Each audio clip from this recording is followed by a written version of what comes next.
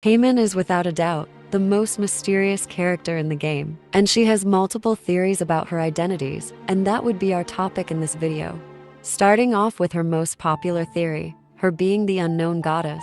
People claim that the unknown goddess drained her powers when she fought the twins, then became small and turned into Paimon. But this is very, very unlikely, because she was trying to stop us and she's the main reason why the twins were separated. And Paimon, on the other hand, is trying to help us find our twin. One more thing I'd like to mention is that the unknown god didn't even struggle while fighting the siblings. She was literally floating in one place and didn't even move the whole fight. And she basically bullied the twins with no difficulty. The identity of the unknown god would be a topic for another video. Next we have the Shade of Time, Istaroth. People think Paimon is Istaroth because she moves when we pause the game, but this is just a game mechanic because we haven't seen her use any time-related abilities lore-wise. People also like to say that she gave us the ability to control time. But first of all, Paimon did not give us such a thing. And second of all, we don't even fast-forward the time. We wait. People also say that Paimon is Istaroth because we found her near the Nameless Island, which is associated with Istaroth. But I would like to remind y'all that we didn't meet Paimon in Mondstadt. We met her in Liu, and specifically in Stone Forest. I believe you're a bit confused now, so let me clear up some stuff. After I awoke, I was all alone. Right up until I met you 2 months ago. Yeah, Paimon really owes you for that. Otherwise, Paimon likely would have drowned. Traveler and Paimon met in Liu 2 months ago before starting their journey in Mondstadt. As I said before, Paimon was fished out from Stone Forest. Stone Forest, where I sealed many gods with my spears. It's basically a graveyard where Morax sealed multiple gods. And Paimon was found there, which would open up a new possibility that Paimon used to be one of those gods that were defeated by Rex Lapis. But again, this is less likely to be the case. Moving on to the next theory, Paimon being a Seelie. Paimon shares some similarities with the Seelies, as they teach humans languages and as well as guiding them, which is literally what Paimon did for the Traveler, as she teach the latter the language of Teyvat during those 2 months. She also refers to herself as the Traveler's best travel guide and companion. But this theory has also been debunked. That's because the Seelies were cursed and stripped out of their mind.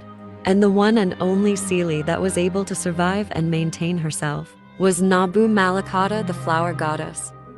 Next up, we have the theory of Paimon being one of the Moon Sisters, because her color scheme is white just like the moon, and she was also compared to the moon.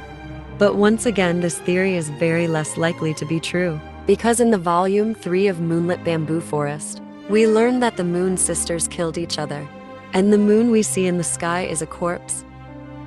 And now, since we've got every theory out of the way, I would like to introduce to you my favorite Paimon theory. But before I start, please make sure to watch this video, because this Paimon theory heavily relies on the things I explained there. But I'll still give a quick summary right now. Thousands of years ago, a war happened between the ruler of Celesta, the Primordial One, and an intruder known as the Second Who Came. The latter one and started impersonating the identity of the Primordial One, and used the Irminsul to make everyone believe that he's the Primordial One, and is trying to hide the truth from Teyvat. But if there's anyone who somehow finds out, they will be killed. As for the fate of the Primordial One, we will discuss it in this video.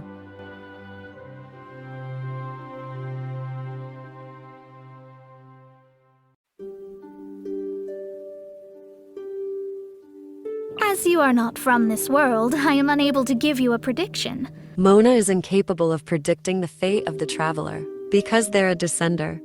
This travel companion of yours, do you know anything of her origins? No matter what, I cannot seem to discern a single shred of information regarding this floating fairy's fate. Mona is also incapable of predicting the fate of Paimon, which opens up the possibility that Paimon is also a descender. Now I know you may be wondering, how would Paimon be a descender if she forgot Scaramouche and Ruka Divata? Well, let me tell you that Paimon could be acting in order to avoid suspicion, because it's not the right time yet for her to reveal her true identity to the Traveler. Well, who knows, Paimon could be faking her stupidity and ignorance, and she might be some kind of omniscient being.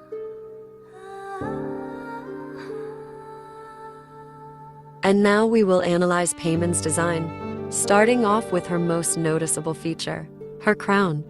Apart from the kings, Paimon and the Primordial One are the only individuals who wear a crown, and their crowns look very similar.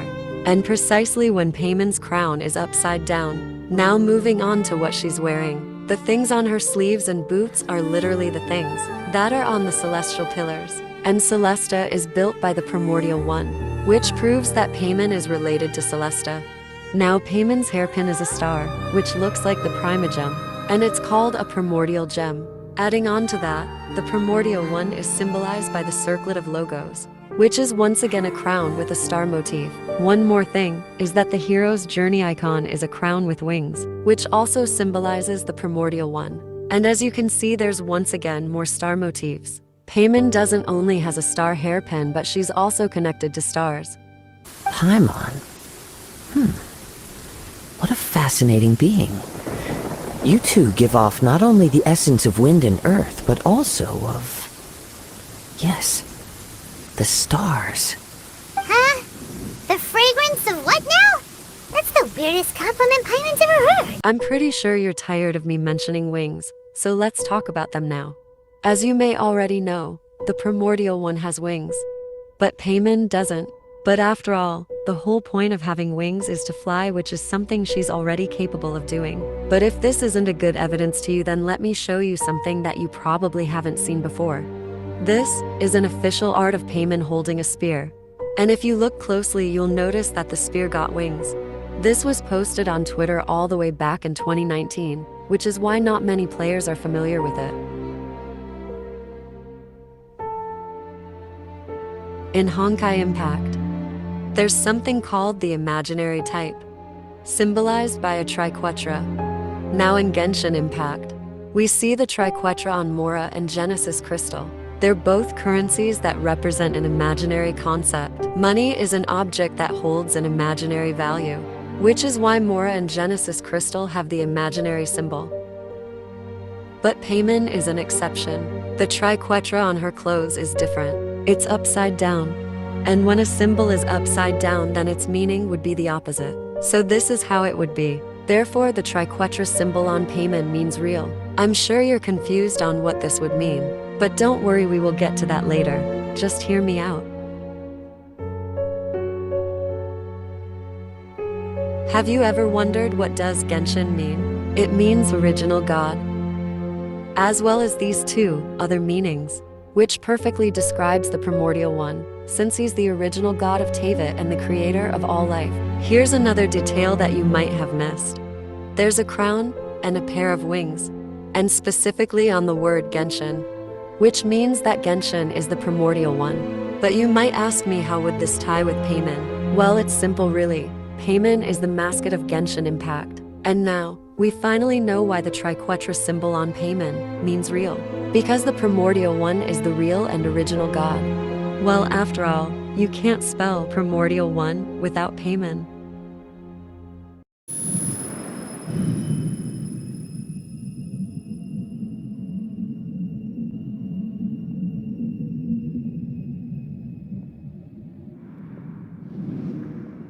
That sound. Traveler, Paimon, Doctor, what have you done? Just a type of sound wave that can quickly put defenseless people into a dream. As I expected, it doesn't have any effect on gods. According to the doctor, he used a device that makes non-gods sleep, and it seems like it worked on Paimon. But as I said before, Paimon could be faking her stupidity and isn't clueless. It could be that she saw the traveler fall asleep first, and then she did the same as an act. But still, Paimon called herself a god. If you pinch Paimon, you'll be able to see a crying god. Are you a god?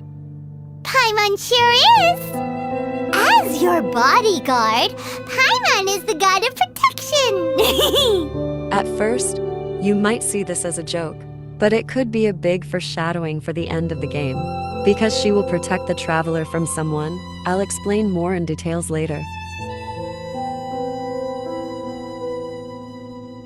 Now let's talk about TCG. There's something called the Omni element and symbolized by a triquetra. It's basically the combination of all elements. Hence why it's called Omni, because that word means all. Also an amazing detail that I noticed. The reason why the triquetra symbol in TCG is in that specific angle is because the Omni element in TCG is imaginary. Because we don't actually use the elements during TCG, it's just effects. Therefore, it's not real. So if the Omni element in TCG looks like this, then the Omni element would look like this in the real world. Does that remind you of someone? Well, now Paimon not only has the symbol of the Omni, but she's also associated to it. Well, the reason I'm mentioning all of this is because the Primordial One also has the Omni element, because Teyvat and everything in it was created by the Primordial One, and it's stated that the elements are the building blocks of Teyvat, and the elements flow in the ley lines. But if Paimon has all this great power, why is she so weak? As I said in my previous theory video, the Primordial One and the second who came fought each other, and the Primordial One lost. Now what if the Primordial One used a lot of power but became small? Just like what happened to Ruka Divata and Guba. She exhausted her strength, and her form became that of a small child. How strange. For he placed all of his power into the land itself to quell the calamities.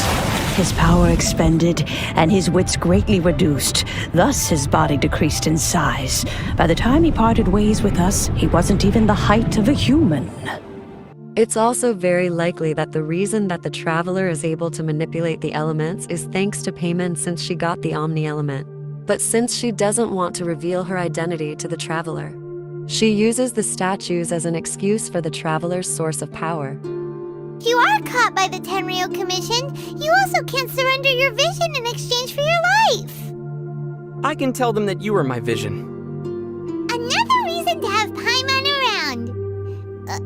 Wait, what?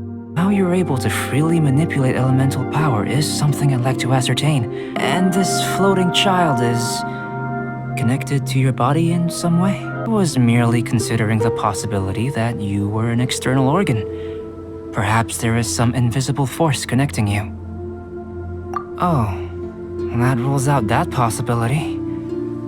I wonder, did Paimon guide the elemental power to you?